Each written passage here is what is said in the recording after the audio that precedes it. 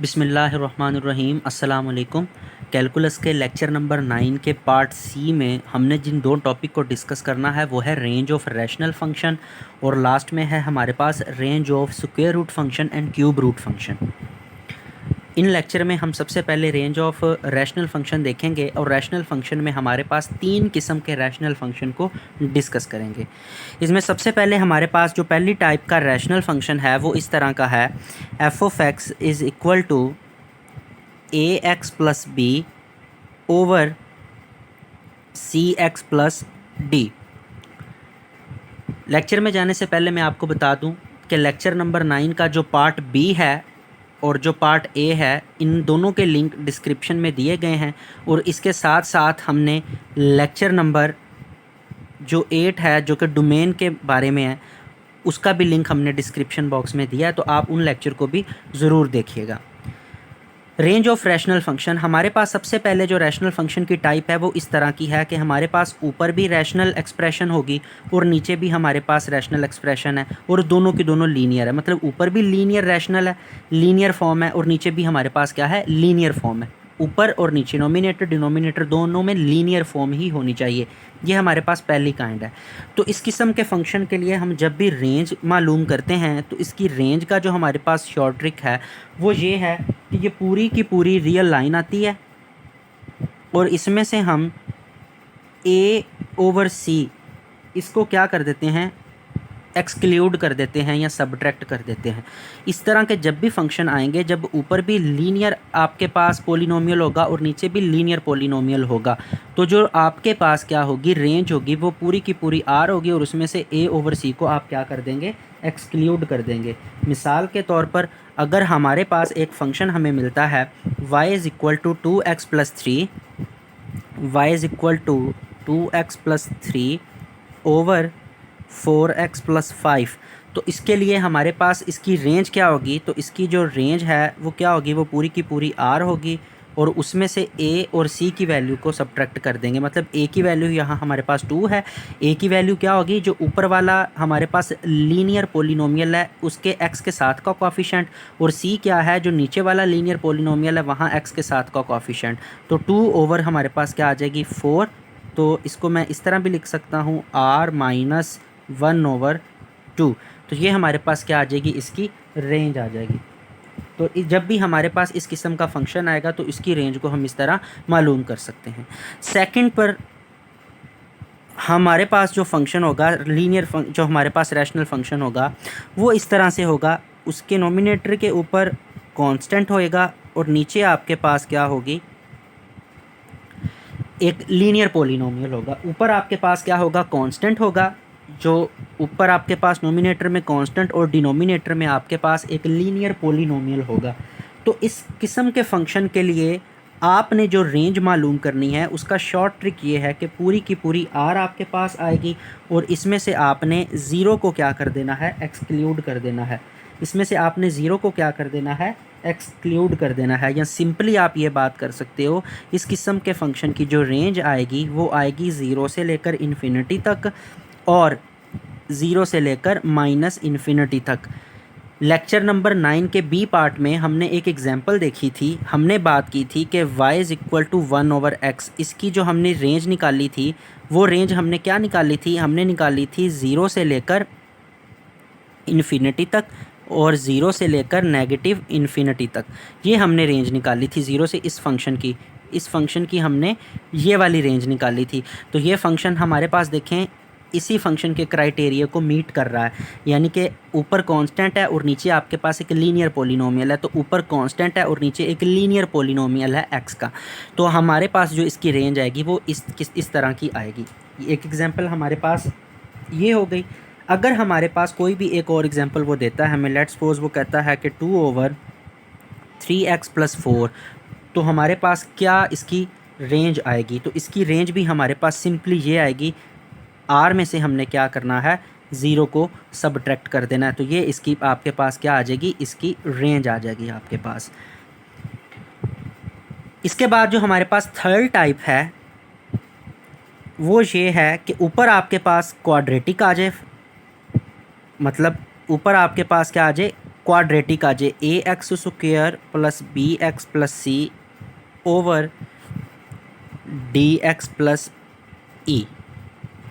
अब यहाँ एक कंडीशन है, यहाँ जो क्वाड्रेटिक इक्वेशन हमारे पास बनेगी जब हम इसको फैक्टराइज करेंगे तो इसके जो दो हमारे पास फैक्टर बनेंगे, इसके जो दो फैक्टर बनेंगे उनमें से एटलीस्ट एक फैक्टर लाजमी हमारे पास डी एक्स प्लस ई वाला होना चाहिए। मतलब ये कि जब भी क्वाड्रेटिक इक्वेशन को सॉल्व करेंगे उसके जो दो फैक्टर बनेंगे वो एक फैक्टर सेम आपके पास किसके जैसा होना चाहिए, डिनोमिनेटर जैसा होना चाहिए। मतलब मैं मिसाल देना चाहूँगा, अगर हमारे पास एक इक्वेशन है x square plus three x square plus three x plus two over x plus one, ये हमारे पास क्या है, एक रैशनल फंक्शन है।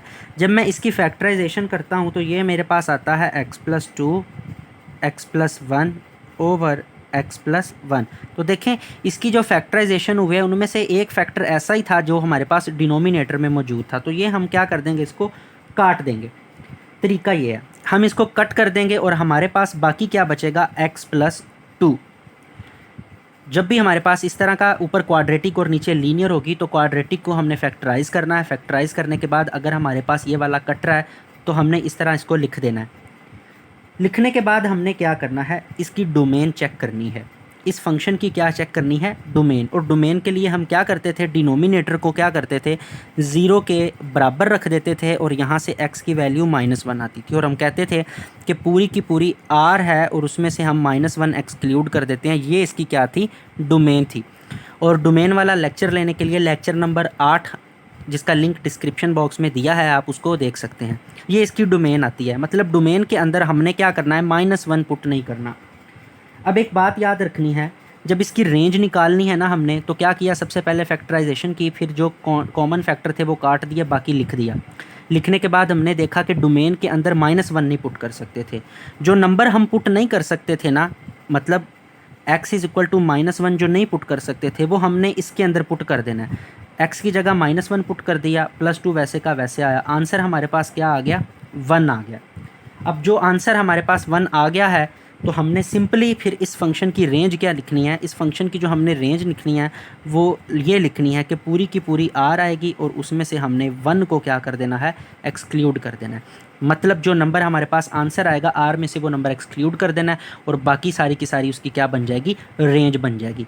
फिर बता रहा हूँ कि अगर आपके पास ऊपर क्वाड्रेटिक फंक्शन हो और नीचे आपके पास क्या हो, लीनियर, तो आपने क्या करना है, क्वाड्रेटिक की फैक्टराइजेशन करनी है। फैक्टराइजेशन जब करेंगे तो नीचे वाला उसके साथ कट जाएगा और ये फार्मूला तभी एप्लीकेबल होगा जब डिनोमिनेटर का एक फैक्टर ऊपर मौजूद होगा। मतलब जो डिनोमिनेटर है वही इसकी फैक्टराइजेशन में एक फैक्टर मौजूद होगा। जब ये कट जाएगा तो आपके पास आंसर आ जाएगा। फिर आपने देखना है कि इसमें कौन सा नंबर इसकी डोमेन में एक्सक्लूड है। जो नंबर इसकी डोमेन में शामिल नहीं था वो था -1। मैंने वो -1 उठाकर इस इधर पुट कर दिया, मेरे पास आंसर आया 1। तो आपने पूरी की पूरी r में से इस 1 को क्या कर दिया, एक्सक्लूड कर दिया और ये आपको रेंज मिल जाएगी इस फंक्शन की। इसके बाद हम देखते हैं range of square root function and cube root function. जब भी आपके पास स्क्वायर रूट फंक्शन आ जाए, मिसाल के तौर पर आपके पास इस किस्म का फंक्शन आ जाए y is equal to square root और इसके अंदर आपके पास कोई भी क्या आ जाए, पोलिनोमियल आ जाए, तो इसकी हमारे पास जो रेंज हमें मिलेगी वो पूरी 0 से लेकर इन्फिनिटी तक मिलेगी। हमेशा यही काम होगा कि जब भी स्क्वायर रूट फंक्शन आ जाएगा तो हमारे पास उसकी रेंज हमेशा 0 से लेकर इन्फिनिटी तक होगी। लेकिन अगर ये फंक्शन हमारे पास इस तरह का होता है, बाहर माइनस है और ये हमारे पास क्या है, इसके स्क्वायर रूट के अंदर एक पोलिनोमियल है, तो हमारे पास जो इसकी रेंज आएगी तब इसकी रेंज हमारे पास 0 से लेकर नेगेटिव इन्फिनिटी तक आएगी। ठीक है। और जब हमारे पास कोई क्यूब रूट फंक्शन होता है, मतलब y is equal to X raise to power, हमारे पास क्या आता है, 1/3 आ जाता है, क्यूब रूट आ जाता है। या हम ऐसे लिख सकते हैं कि यहाँ हमारे पास कोई भी पोलिनोमियल हो और वो इस तरह क्यूब रूट हो हमारे पास, तो इनके लिए हमें जो रेंज मिलती है इनके लिए जो रेंज मिलती है वो पूरी की पूरी हमें रियल लाइन आर मिलती है, वो पूरी की पूरी रियल लाइन हमें आर मिलती है। अब हम कोई भी एग्जांपल अगर ले लें, लेट्स सपोज मैं ये एग्जांपल ले लेता हूँ y is equal to X square plus 4 ले लेता हूँ। तो इसके लिए जो हमें रेंज मिलेगी वो रेंज क्या इसकी मिलेगी, इसके लिए रेंज हमें ये मिलेगी 0 से लेकर इन्फिनिटी तक, ठीक है। और अगर मैं इसी फंक्शन को इस तरह लिख दूँ एक्स स्क्वायर प्लस 4, तो इसकी रेंज मुझे क्या मिलेगी, वो मिलेगी 0 से लेकर नेगेटिव इन्फिनिटी तक मिल जाएगी। और कोई भी क्यूब रूट फंक्शन जैसे मैंने ये एक्स रेज़ टू पावर, इसके लिए भी हमें क्या मिलेगी, आर मिलेगी। ये हमें रेंज मालूम करने का तरीका था। और इसकी डोमेन के लिए हम लेक्चर नंबर 8 है, उसका लिंक मैंने नीचे डिस्क्रिप्शन बॉक्स में दिया है, आप उसको देख सकते थे। तो ये रेंज के रिलेटेड, डोमेन और रेंज से रिलेटेड ये हमारे लेक्चर, जो 5 लेक्चर थे, ये पूरे हो चुके हैं। अगर इनमें किसी बात की आपको समझ ना आए तो आपने लाजमी पूछना है। इसके बाद हम लेक्चर नंबर 10 के अंदर, जो हमारे पास लेक्चर नंबर 10 आएगा, उसके अंदर हम ग्राफ देखेंगे, ग्राफ ऑफ डिफरेंट फंक्शन देखेंगे। हम क्या देखेंगे, ग्राफ ऑफ डिफरेंट फंक्शन। अपना ख्याल रखिएगा। अगर आपको वीडियो पसंद आई है तो वीडियो को लाइक, शेयर, सब्सक्राइब कीजिएगा। अल्लाह हाफिज़।